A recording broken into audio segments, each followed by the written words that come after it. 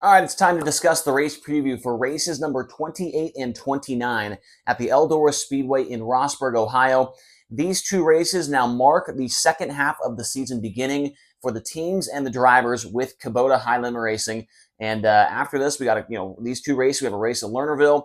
We have a couple week break for Knoxville Nationals and the 360 Nationals, and then we head to the West Coast and really kick it into high gear. And then before you know it, the season is going to be over. Crazy to think that we're already over halfway through the inaugural national season for High Limit Racing. So these two races will take place on Wednesday and Thursday, July 17th and 18th. Today is Monday, so we're recording this 2 days before the races begin. And as we mentioned, the track located in Rossburg, Ohio, the half-mile racetrack, dubbed the world's greatest dirt track, one of the best racetracks in all of the country. They say it's the world's greatest dirt track. That's obviously up for debate, but no doubt one of the top 5 racetracks facilities, top 10 racetracks facilities in the entire country, and one of the most well-known, maybe the most well-known track in all of the world for dirt track racing. The track, or the race, will be called the Joker's Jackpot. The first night on Wednesday is the Double Down Duels. The second night is the Joker's Jackpot. And these two races are not affiliated at all with the running of the King's Royal on Saturday. Obviously, they're in the same week, but they do not have any bearing on how the King's Royal is lined up later on in the week. Now, the weather forecast looks pretty good. I feel like you cannot have the King's Royal race without some kind of weather mishap going on in there. One race goes till 2 a.m., one race gets pushed back to Sunday. Something has to go wrong, right? It seems like almost every year at the King's Royal week.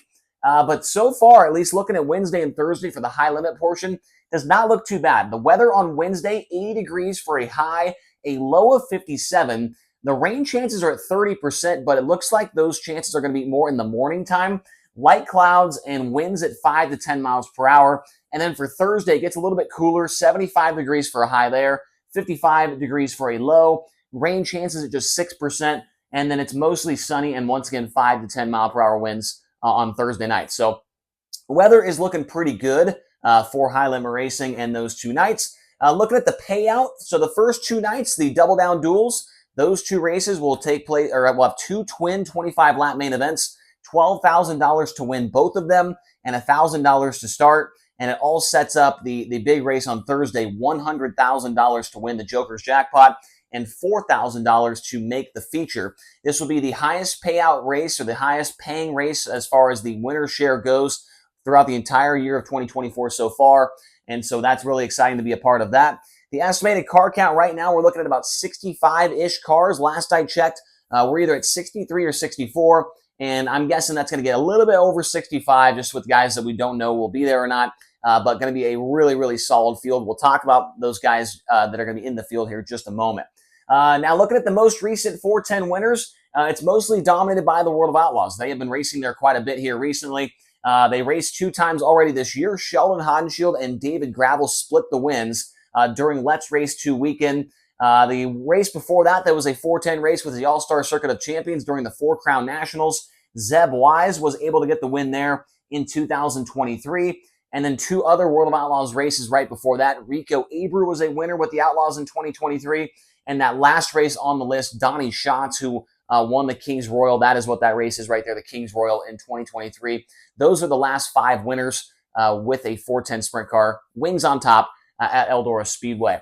The track record going into this race was set by David Gravel, a 12.599 second time. And it was set on the September 23rd, of 2020. That was during the Governor's Reign weekend when it was the COVID pandemic. And so that is the lap time right now, 12.599 for David Gravel. Now, usually this part of the board is where we look at the point standings for the drivers with Kubota High Limit Racing. But I want to make sure I mention this in this video. There are no points, up for grabs at all for either of the 2 nights with the split field and, this kind of special format and things like that. This race will not be taking any points away from anybody or adding points to anybody's total when it comes to the full championship with High Limit. So we're going to be looking at the drivers and the top 4 drivers as far as their best finishes on half-mile racetracks so far this year. We've had 4 races on half-mile racetracks this year with High Limit. The best average finish actually belongs to Rico Abreu, 3.75 average finish in 4 races, including 2 wins. Wait, 2? Yeah. He got the win at I-70, and he got a win at Utica Rome Speedway as well. He was on the podium at Port Royal, and the other night at I-70, he had a great run as well. So Rico has been extremely fast on half-mile racetracks this year, and don't forget, he's coming off a fresh win at Portsmouth Raceway Park that paid 25 grand. So yeah, Rico's got the stats to back up a good run possibly coming at Eldora, and he's got the recency bias of just going to victory lane as well. So Rico, 3.75. Brent Marks, a 6.0 average finish for him. And then Justin Peck and Brad Sweet both have a 7.75 average finish on half-mile racetracks so far this year. Now, also usually in this section is where we talk about the high roller playlist. And I don't have enough room to put it on the board here this week. But the playlist is, we went through every single driver so far this year, and we're actually going to do one where I'm gonna call it, this isn't official, but I'm gonna call it the greatest hits playlist, which is going to be one song, maybe 2 songs. I'm gonna have to see how many races there are. But the greatest hits from each and every playlist that we've heard so far this year from each driver. And we're going to pick 1 or 2 songs from each one, and that will be the playlist that you hear at Eldora. And then after that, we'll get right there into the second portion of each guy's playlist, because everybody put in 15 songs, and that's enough for 2 race nights. So that's what's going on there. Also wanted to mention this, it's not on the board, but going to be very happy to have Blake Anderson up in the booth with me as well. We will be doing a tag team as far as the race call goes. Tony Laporta will be down there in the pits as he always is. And so really excited to have Blake Anderson up there for the full race program.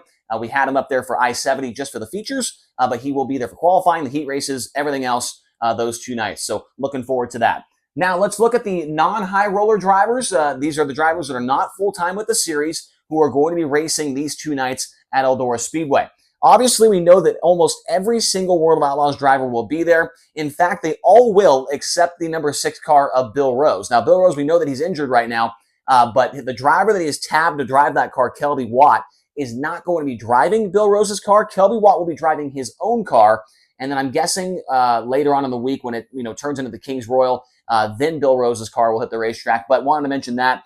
Donnie Schatz, David Gravel, Sheldon Hodenshield, Carson Macedo, Gio Selzy, Bill Baylog, Brock Zierfoss, Craig Kinzer, Buddy Kofoid, Logan Schuhart, and Landon Crawley. All of those drivers are expected to be in the field on Wednesday and Thursday. I forgot to mention this as well. Cole Macedo, I just put Macedo ×2. He will also be there in the Kevin Newton-owned 16T car.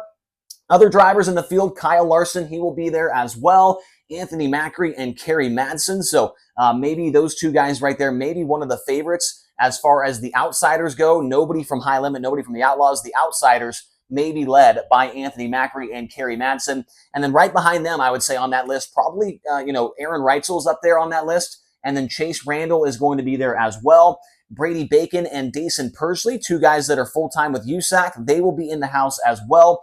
Hunter Schoenberg going to be running his 19th different car of the season. I'm just kidding. It's not 19. It's like 5, maybe 4 or 5. He will be in the McGee Motorsports number 11 car, a car that ran full-time with the All-Star Circuit of Champions for a number of years with different drivers. Zeb Wise, Parker Price Miller, Spencer Baston was in that car, all kinds of other guys as well. So Schoenberg will be in that car. Tanner Holmes will be good to see him back behind the wheel at a high-limit racing event. Cale Thomas and Garrett Williamson will be in the field as well. Brian Brown, Ryan Timms, Devin Borden, Emerson Axon, who I am excited to see how he goes these 2 nights. He was actually in the dash for both World of Outlaws races at Eldora this year. And then Tim Schaefer, Darren Nida. Nida will be actually driving the car that Cap Henry normally runs during the Midweek Money Series races with High Limit, but Cap is going to be driving the car that he normally drives here in the state of Ohio. And so obviously this is not every single driver. I mentioned over here we have about 65 on our list right now, and I'm not going to be able to put all 65 names on the board. That would just be absolutely ridiculous. But these are just some of the names that we expect to see, we know will be there, and we'll be putting on a great show for you fans watching home on Flow, or hopefully you will be at the racetrack at Eldora Speedway for 4 great nights of racing, 2 of those with Kubota High Limit Racing. So hopefully you guys enjoyed this video. Appreciate your support so very much. Make sure to hit the subscribe button. That is free. Hit the like button. Comment down below. Are you going to be at Eldora? If you're not, let us know your win predictions down in the comment section below. It is going to be a whole lot of fun. $100,000 on the line. The highest paying race of the year so far. Really looking forward to it. If you're watching at home on Flow, thank you guys so much for your support, and we'll talk to you again here soon.